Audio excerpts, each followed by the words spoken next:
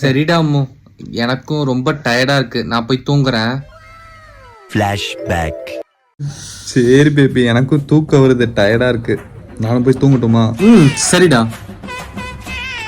ஏண்டி ஒரு மாதிரி ஆயிட்ட? இல்லடா, நான் பேசும்போது மட்டும்தான் உனக்கு தூக்கம் வரும், ஆய் வரும், மூத்திரம் வரும், டயர்டா இருக்கும், எல்லாமே பண்ணும்.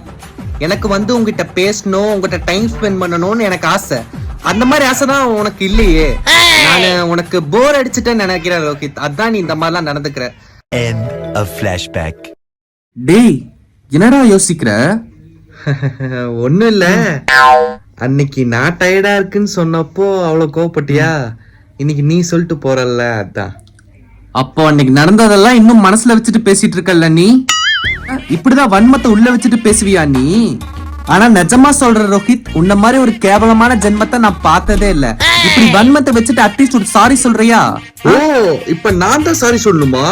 இவ்வளவும் பண்ணிட்டு நான் என்ன பண்ண, நான் ஏன் சாரி சொல்லணும்னு கேக்குற பாத்தியா?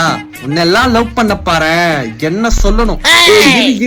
இரு, இப்ப என்ன? நான் பண்ணதுதான் தப்பு, சாரி மன்னிச்சுக்கோ, போதுமா? அப்படி ஒண்ணும் கஷ்டப்பட்டு சாரி சொல்ல தேவையில்ல ரோஹித். உங்க சாரி எனக்கு தேவையில்லை, நீங்களே வச்சுக்கோங்க. முடியல